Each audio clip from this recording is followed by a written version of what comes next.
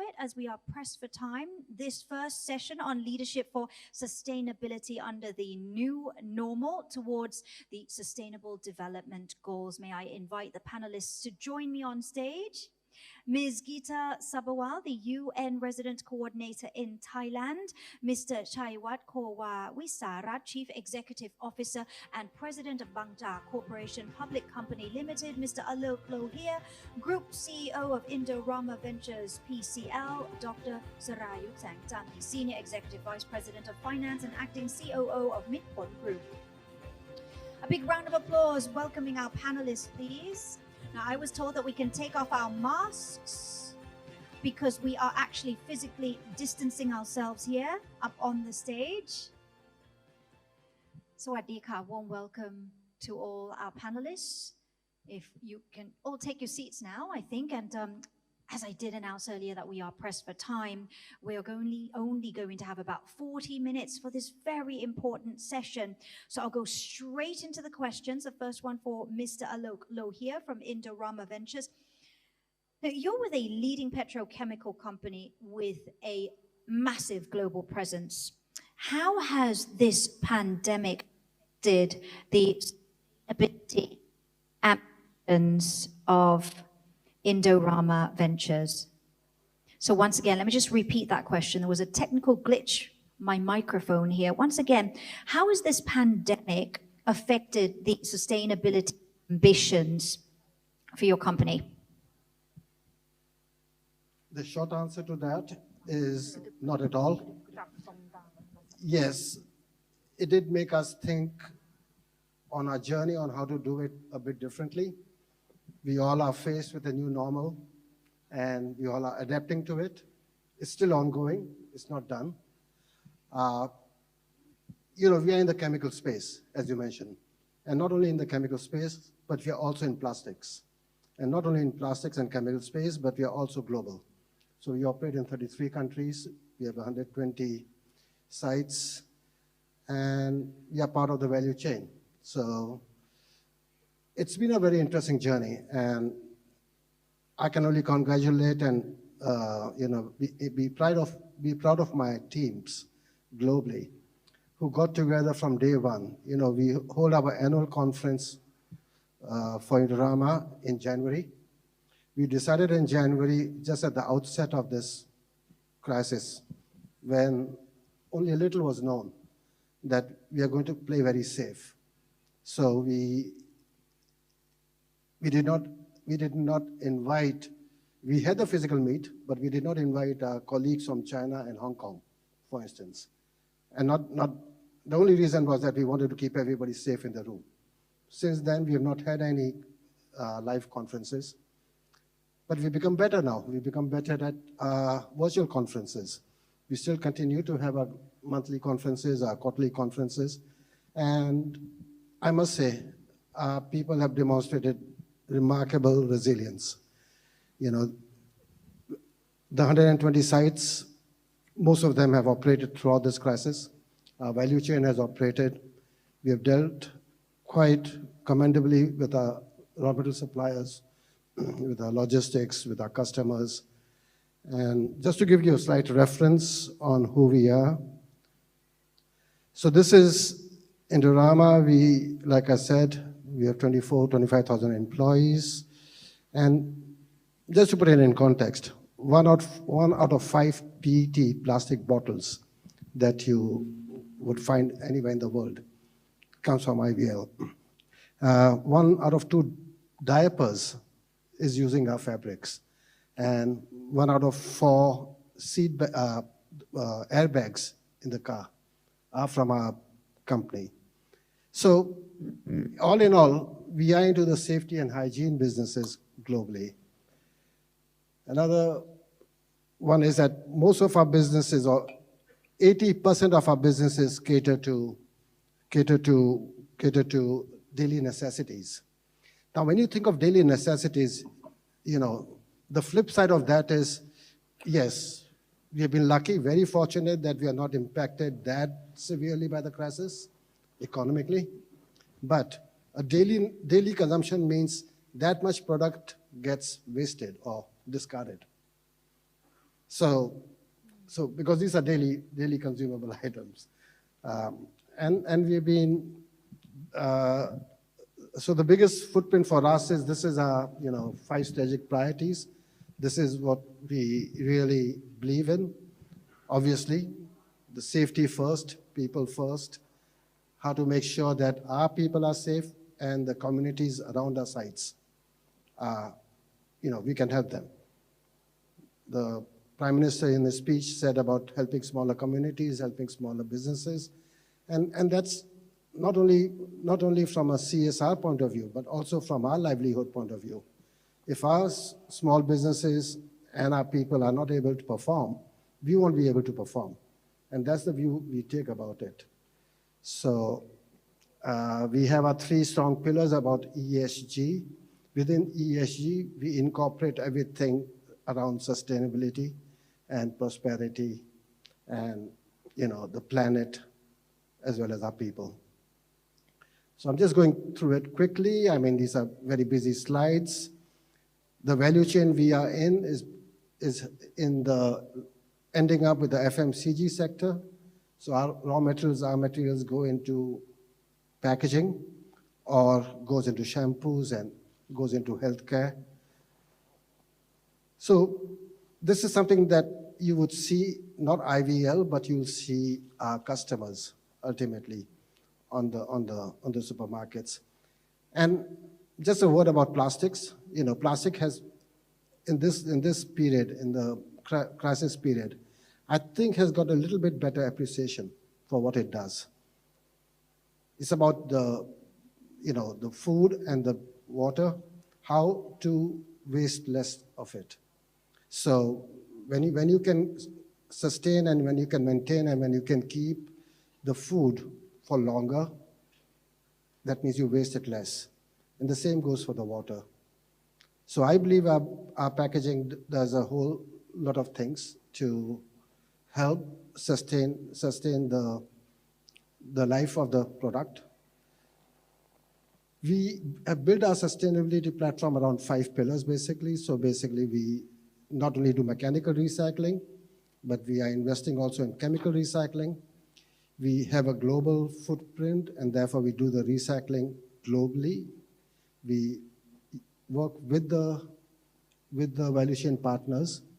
We partner with the value chain partners. We have made a commitment we have actually made a significant commitment to the ESG. Significant in the sense for the company, we have committed to invest 45 billion baht or $1.5 billion into this. And we love the UN SDG goals, the 17 goals. And we want to embrace them all where possible. And across 2030 in this decade, I think we'll get there.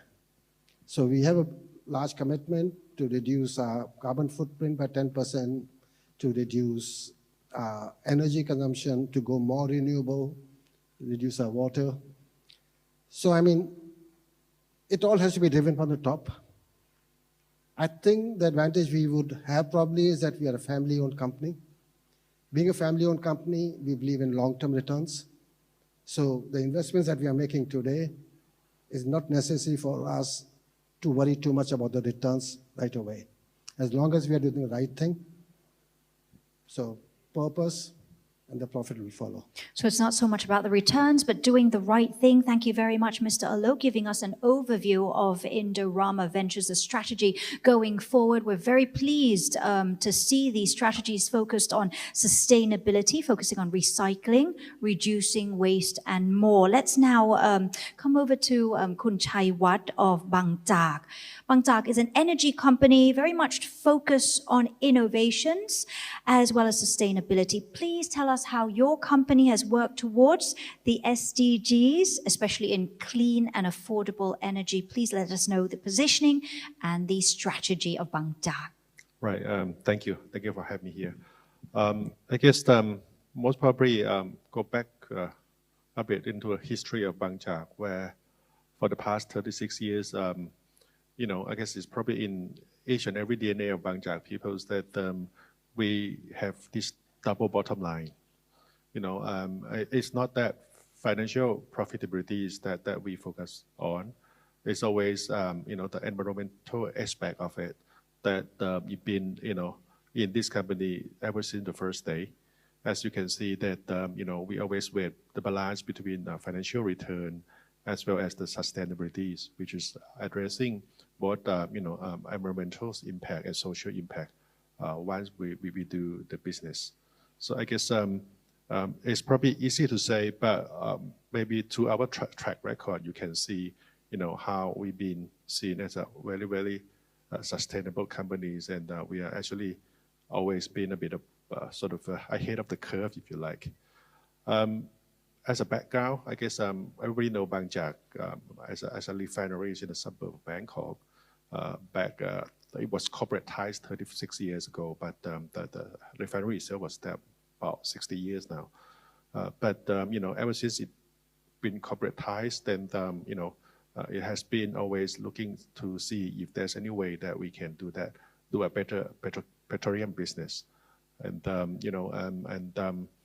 gradually from refineries we expand into retail business, and as you can see through our retail stations where we only sell a fossil fuel blended with the bio-based fuels. We don't sell 100% fossil fuels. And also along the ways we develop other green business, we call it, since oil is black, and then the rest anything that renewable we call it green. And we are probably one of the largest green power producers, what we call it. We produce green electron through the like of solar, wind farm, geothermals and runoff river hydro power plants. So we probably among one of the largest in Thailand. And that company also listed on the stock exchange called BCPG. And the fact that we sell more bio-based product, we started enter into biofuels. Basically, we are probably among one of the largest biofuels producers in Thailand as well, where we're producing about 1 million liters of ethanol per day, and also about 1 million liters of crude palm oil that used to mix with diesels or biodiesels, if you call it. So combined, we have about 2 million liters per day's capacity. So that's among the top 3, if not top 2, right? And also we venture into upstream, and even once we venture into upstream, doing oil and gas E&P. At the same time, we venture into upstream of the battery business, which is lithium mining. And we together with our subsidiaries in America that are going to develop a lithium mine in Nevada, which is carbon neutral mining. So all that mine will basically be features all the renewables things to make sure that there won't be any emissions out of that mine in Nevada. That's built, developed, and completed by 2025. So we start from as a refineries, then we sell rice. We trade rice we actually barter rice for oil some 30 years ago with one of the agricultural cooperative.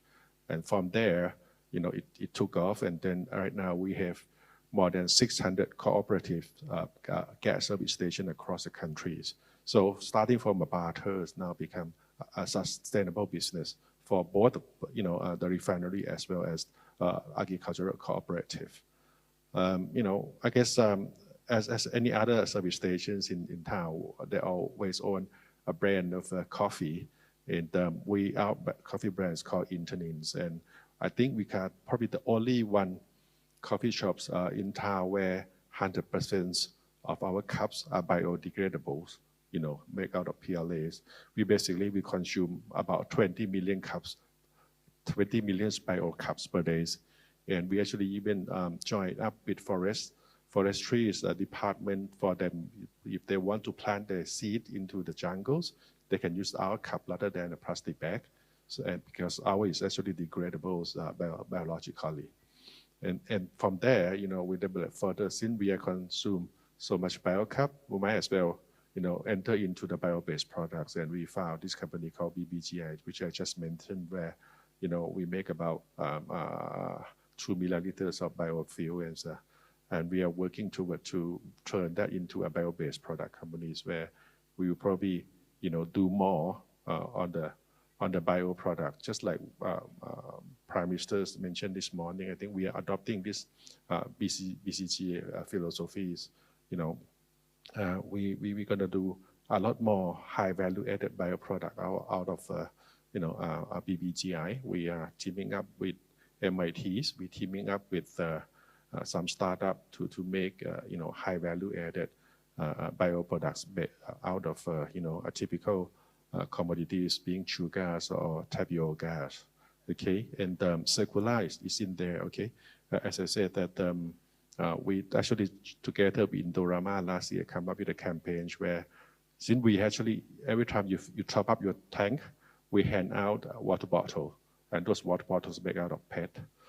So we ask them to return it, and we together using the PET recycle plant of IVLs, we make the hat, and we hand that over to BMAs, Bangkok Metropolitan workers who sweep the roads and things like that.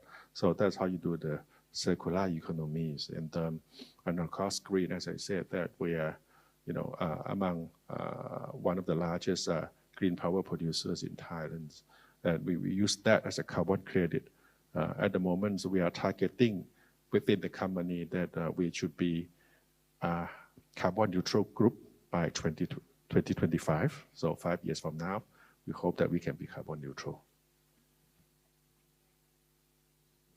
Thank you very much, Khun Chaiwat. That's excellent to hear about that good balance between innovation and sustainability. Also great to hear about the BCG economy model, pushing for bioeconomy, circular economy, as well as the green economy.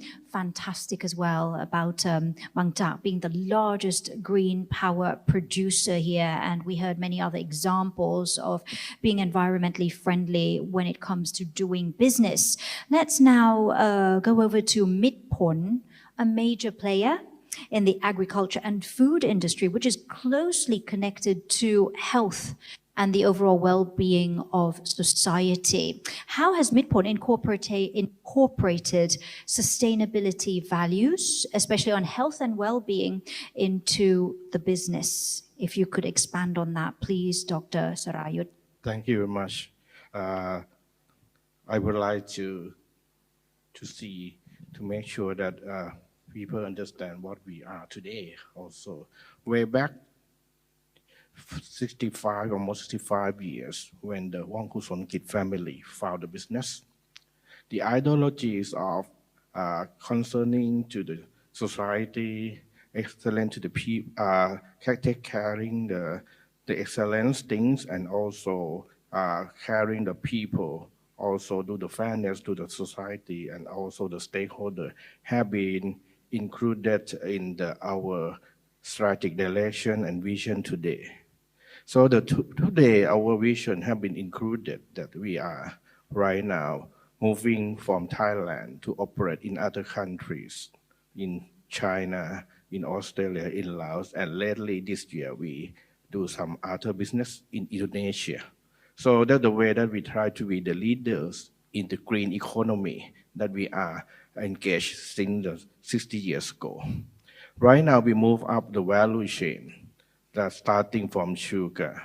And we are right now that we move along the value chain, try to converting the waste to be more values.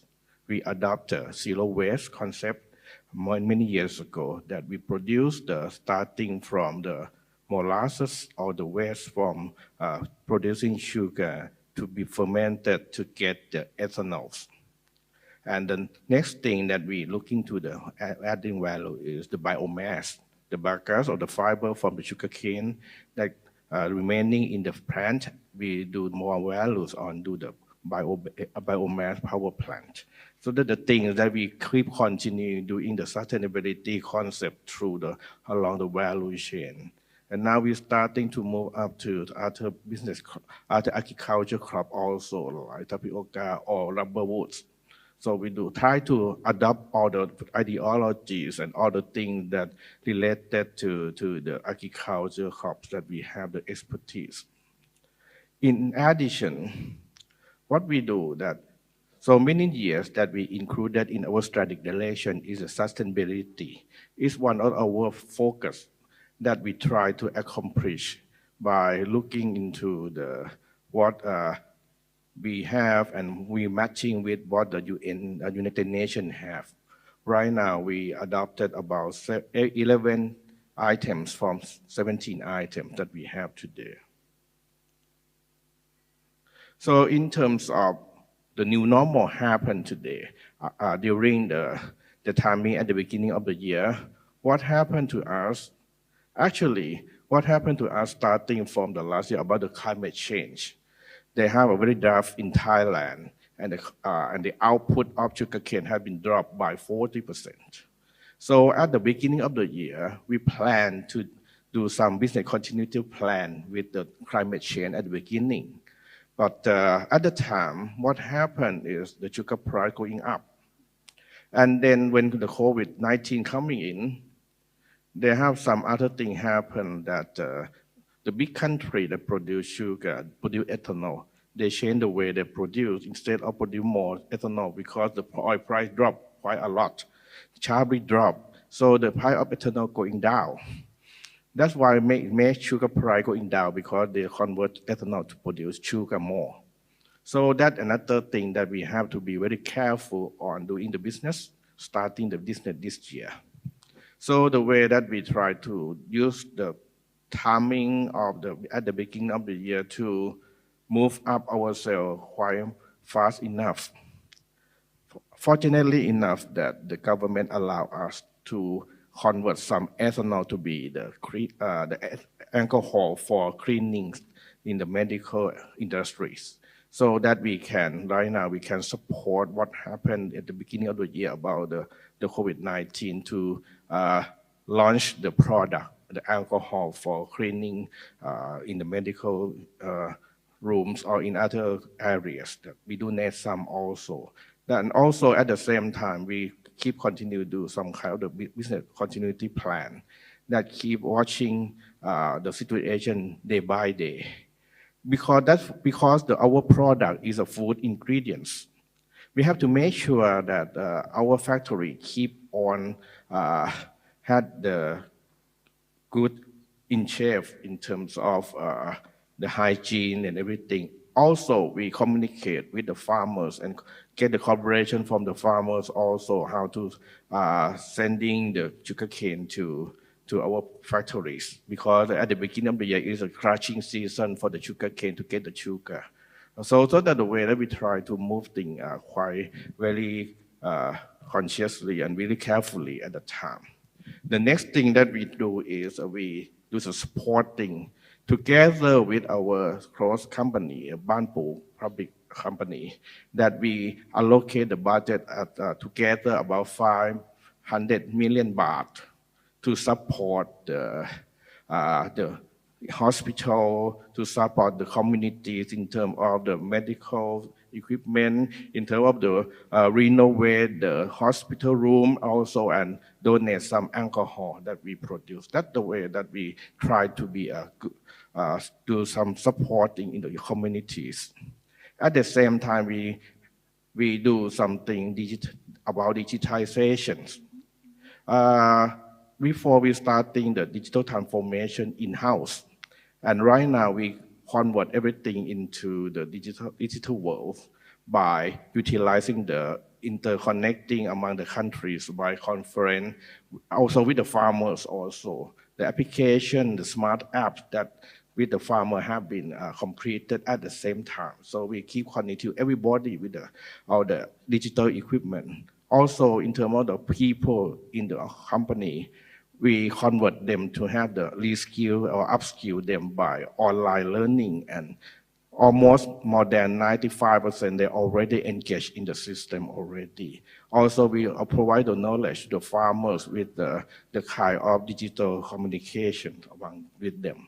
That's the way that we try to move up ourselves to cope with the new normal, what happened today. Thank you very much. Appreciate that overview there, Mitr Phol, focusing on sustainability when it comes to business and has been now for over 50 years trying to be the green leader, zero waste, etc. Thank you. And now over to Ms. Geeta, UN Resident Coordinator. If you could assess for us the work and collaboration that the UN agencies have been doing with various partners here in Thailand over the past years when it comes to sustainability, and also talking about the SDGs. Now, I believe we're behind schedule. And tell us how far behind are we and how can we move faster into reaching our goals there? Thanks, Kun Pachari. And I'm going to be very brief, given that you've only got, you're running short on time, and I want to make sure that we come on to the next round of questions, which are equally interesting, if not more interesting, because I think we talk about inspiring leadership. Yes. Right. So I want to make sure we come to that. So anyway, thanks a lot. You know, I'm going to build off what I said in my opening remarks. The UN's engagement to advance SDGs needs to be looked through the prism of, you know, forging deep and robust partnerships, building back better, and leaving no one behind, right? So that is the prism that we are going to be looking at.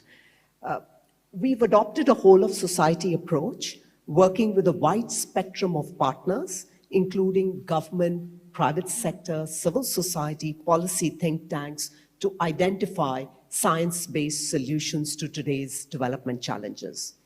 We've also run collaborations with youth, which we call youth labs, to find solutions to challenges that the youth face. Right? For example, young men from a detention and rehabilitation center last year created a YouTube video platform to market their own skills and make themselves marketable. The Ministry of Justice picked up this video and is now making it accessible to all people in detention centers, right? And this is about maximizing skills and ensuring that no one is stigmatized and everyone has a second chance in life, right? Let me just move on to my, so the slide here shows you these young boys, you know, who were who basically competed in this youth lab. Similarly, with girls in ICT, the UN is partnering with government and private sector to train young women and girls in artificial intelligence, smart agriculture, and cyber safety to prepare them for ICT careers. And this becomes important given that there are very few women in the ICT industry, despite women completing more women than men completing higher and secondary education in Thailand, right? So it's an important point that we need to bear in mind. Sustaining development gains also involves building back better for a greener and more equitable new normal. In this area, UN is working with SMEs, and as I mentioned in my opening remarks, to reduce CO2 emissions. UN agencies are also providing technical assistance to build 2 million green housing units, which integrate energy efficiency and renewables. We are piloting e-mobility, introducing technology to reduce dioxins in aluminum factories, and advising on effective waste management. Our partnership with the governor and mayor of Chiang Mai is an example of innovation in this area. We are using satellite technology to track haze, forest fire, and emission levels, which enables the development of science-based solutions for dealing with forest fires and biomass burning. We are also providing policy support for the financing of biodiversity, given that the existing funding gap is about 2/3, right? So the government has a gap of about 2/3 in meeting its biodiversity needs. I want to move on to talking about the principle of leaving no one behind, because it speaks to the values of justice, equality, inclusion, and equity. Informal workers constitute about 60% of the labor force, and disproportionate share of women are in this informal sector. Securing their lives and livelihoods against future crisis is imperative for advancing the SDGs, and my colleagues later this afternoon are going to talk more about it. Similarly, to maximize the impact of the child support grant, the UN's technical assistance is directed at upgrading the data management system and linking the grant to other social services to promote early childhood development. We are also partnering with the government to support real-time monitoring of gender-based violence and provide counseling for adolescents on sexual, reproductive, and mental health. Now, studies reveal that significant number of women over 35 tend to believe that their partners are justified in their abuse, making gender-based violence a critical UN priority. We surely are not moving fast enough towards SDGs, and what is it that we need to do to move faster? It's true. Evidence suggests that the pandemic is going to impact the progress of SDGs. In the short term, income losses will result in increased economic insecurity. Given this context, to continue progress, we must first ensure sufficient financing. And as I mentioned in my opening remarks, UN ESCAP's estimates suggest that an additional investment of 50 baht per person is required over the coming decade, right? And the question that I want to ask today is, how can we enroll enlisted companies on the stock market to adopt sustainability and to contribute to this additional investment? That's the question that we need to pose and find answers to. Second, we need the private sector to commit to a better future through innovation, thought leadership, and foresight to address the development challenges of today. For example, many boys and young men are not completing secondary and higher education, which will impact the labor market. 10 years from now, the labor market could look very different. And these are development challenges that we need to address today. And third, we need economic development that is people-centered, ensuring that no one is left behind. As I said earlier, we must work towards a reality in which women, girls, young people, and people living with disabilities, all of us can share equally in the society and economy. So I'm going to pause here and hand it back to you, Khun Pachari.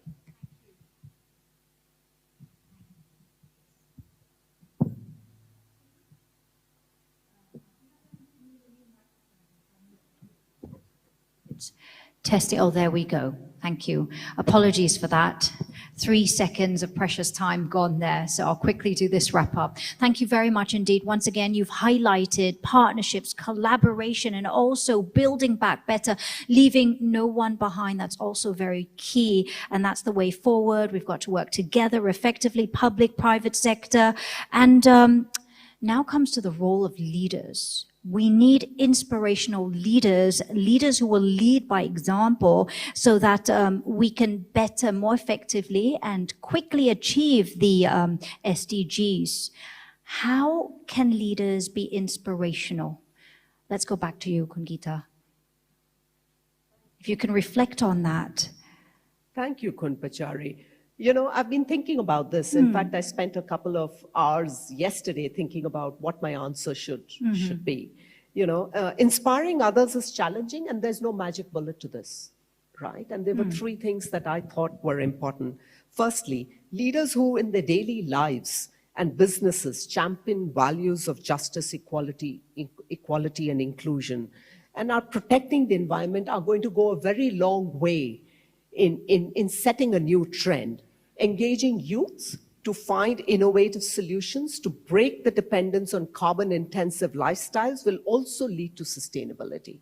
And thirdly, as leaders, we need to create opportunities for people on the margins to participate fully in society and in economy. For example, at the UN, we are not doing very well in hiring people, differently abled people. And the way that we've tackled that is by setting targets for ourselves as an institution to ensure that we do better in things like this. So basically, it's these 3 things, you know, of living your values, engaging with youth, and finding ways of bringing those who are on the margins into the center of society and economy.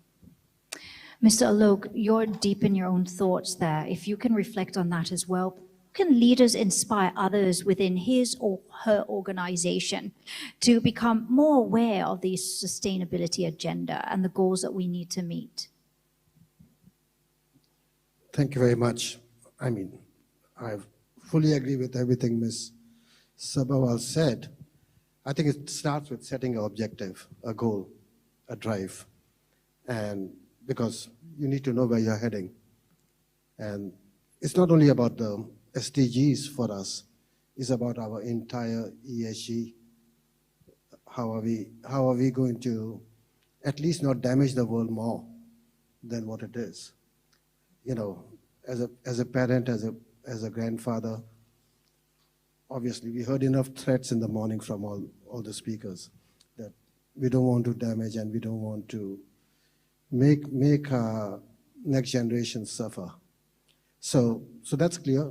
And what's also clear to me is that as a corporation, we can afford to, and therefore we will try to do our part. But at the end of it, we can only do that much, but we will try to do more than that much. So being a global company, being a European company at the same time, we are always reminded we have 70 cultures working at IVL, and therefore we have a very good potpourri of people with all sorts of sensibilities and culture, helping us to understand the humane aspect of our business. So we have made the commitment. We are a global leader in chemicals, and we will become the global leader. And we are the global leader in recycling, and we intend to maintain that. And these are not hollow words. These are commitments that we have made at a global platform, at the UN Global Compact platform as well. And it comes from the top. It comes from the leadership. And we do encourage our different people in a different way within the company. We tell the financial guys, look, the funds who invest in ESG will give you more money at a cheaper rate. So go ahead, don't worry about it. So we get the passion. Basically, if you have the passion, if you know where you're heading, and if you are, absolutely convinced that you're on the right journey, and as I said in my opening remarks, that as a family company, we will continue on this. We have been collaborating, as Kun Bangchak, Kun Jatsai mentioned, that we try to go across corporations in Thailand and universally to talk to our value chain partners and friends on how we could help. With Mitr Phol, they make from molasses this alcohol. That alcohol, if it doesn't have much need in the gasoline, you can give it to us, we'll make chemicals from it. Thank you. I can go on and on. Thank you. So I'm sure you all agree that we must all work together, and it's not just the leaders, but it's at all levels. Now, you've actually just reflected on this. I wanted you, Mr. Aloke, to share with our friends here in the audience, especially other companies, your experiences dealing with the current crisis. But this question is for all the three gentlemen here. So give us examples from your companies, how you have dealt with the current crisis and going forward as well. So basically, this is the third round of questions, learning from the past and now moving forward towards a brighter, better future. Give us some examples, please. Right. Thank you. I'm just jumping in here. I guess we're still in a crisis. Although the worst is behind us, but we don't know when we're going to see the light at the end of the tunnels, because I think vaccines being made, and then the infection rate is still pretty big each day. So we're still right in middle of it as we speak. I guess a few things that I might want to share here is that first is about the communications. I guess it's very important, and that we can communicate with people around us. Being the family members, being your employees, being your stakeholders. I guess that's very important. Sometimes something they already know, but they hear from us, they hear from the top. It's actually quite helpful. And I guess the message that been communicated all along was basically about each and every one of us should look after ourselves. You stay safe first, the money will come later. Okay, the bottom line, leave it like that. Okay, but make sure that everyone go back very safe, and have a healthy, conditions of your health. I guess that's the most important bit. Okay, and then once we're out of that, then you're talking about what's the financial position of the companies. Whether we are still, in. I guess most of us, the liquidity is very important, and I believe that to manage the liquidity of the company is of paramount importance. And I myself monitors, the company situation every week, see whether we actually still breathing or not, that kind of things. And then after that, then actually we already our staff already back to office now. So we meet in physicals, and I guess that actually, well, virtual is good, but physical meeting is probably even better, and then we can know exactly, what is the message from people's eye or people's face, rather than only what he speak or she speak. So that's quite important. We got interact better, and if anything at all, I guess what happened with Bangchak Group is that the whole green journeys get expedited. As you probably know that we just recapitalized BCPGs by another 10 billion baht. As I said earlier, BCPG is Thailand, one of the largest green power producers, and we're gonna double that growth in next 5 years, and that's why we inject a lot of money into the company so that they can go quicker and faster. And our plan is that by 2025, the green bit of the business, revenue generated from the green portions should at least equal to, the conventional type or the fossil type, if not bigger. So that's the process, and we believe that we want to move faster. We know that the world will see that peak oil in 2030 or 2035, but we want to see that within our group by 2025. So that's our plan here. And talk about, inclusive. I guess that's one thing we also look at it really seriously at Bangchak, inclusive, which is basically, I guess, probably Bangchak, you can see more LGBTs. And they're actually, rising in the rank, and they're now like department manager, division managers, and even some make the EVP right now. You can see, handicap working around in our headquarters. They're not just there as a, working as a, a call center, which is quite typical for any other corporate. But we try to find people that we can help. We're lucky to get, a graphic design, award-winning graphic designers join us, and he's a handicap. So that's how we encourage people, to work with us. We want to make sure that they are not ordinary persons. Okay, they come to office every day. We treat them just like another, employees of the companies.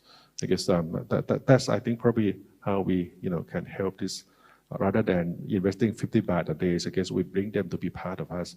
That's probably how we, to be more inclusive there. Thank you very much. Great to hear those examples. Once again, leaving no one behind, LGBT, people living with disabilities. Dr. Sarayut, if you could add, what is Mitr Phol doing, or some examples of lessons learned in the past, and what we can do going forward, please. Yes, thank you. One thing that we have to be keep in mind about how to prepare our resources in terms of the upskilling, reskilling the resources. The resource that I mentioned is not only human resource, financial resource, including physical resource also. One of the things that when we go to other country or even in Thailand, where we go in the location that we have the operations, we have the theme that we try to create the values in the local communities, in every country, in every location. We are quite worked closely together with the farmers in terms of increasing the productivity in the farms. This Prime Minister mentioned in the morning about the small size of the farmers. We try to convince them to cope with the issue of this by to convincing them to consolidate the farm together, whereas they keep continue have their own ownerships, so that they can do the job together on the same way, use the mechanization, use the machine and everything, so that they can improve the productivity in the farms. That's one thing that we try to do things. We try to leverage the technology from the country that we operate together. That's so that they can do more productive ways of farming.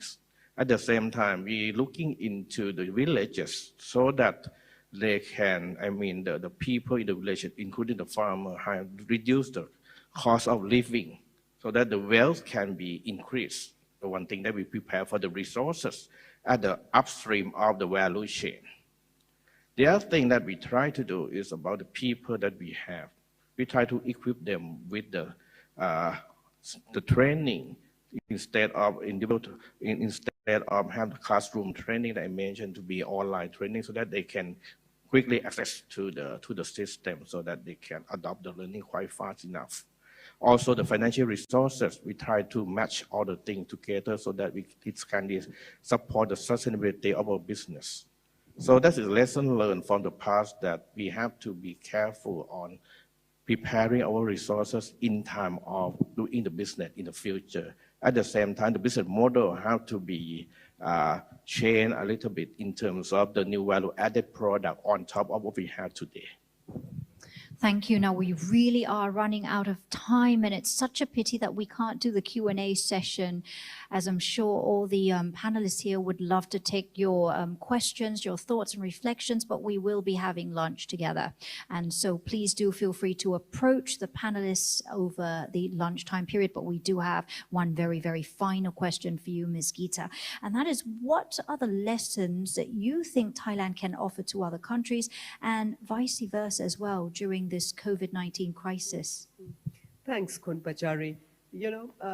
I've picked up three things in particular. My first thing is about the health response that the government pulled together. The response to the pandemic was expertly managed with rapid and accurate case detection, isolation, treatment, and contact tracing.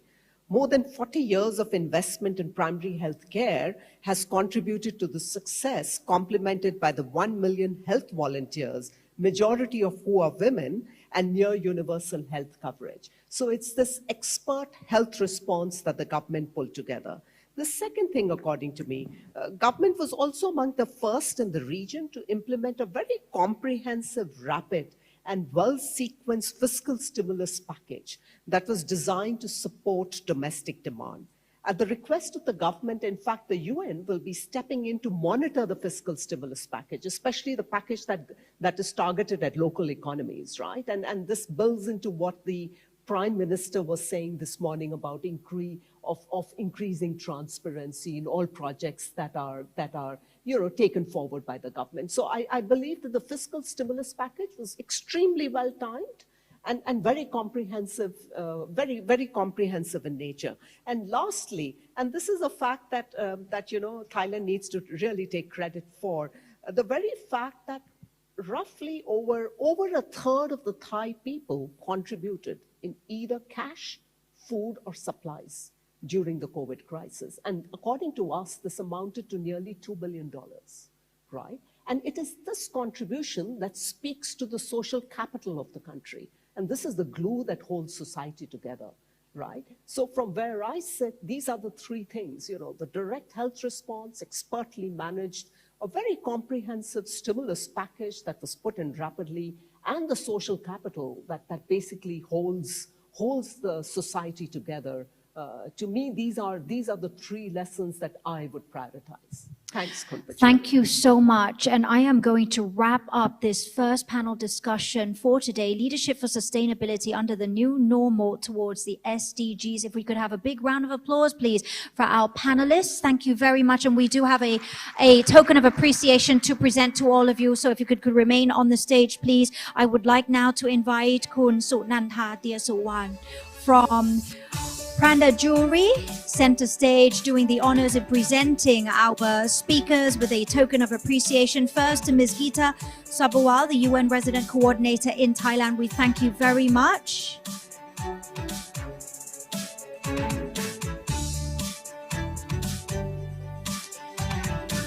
And also, token of appreciation, little souvenir to Mr. Chaiwat Kowa Wisarat, the Chief Executive Officer and President of Bangchak Corporation Public Company Limited.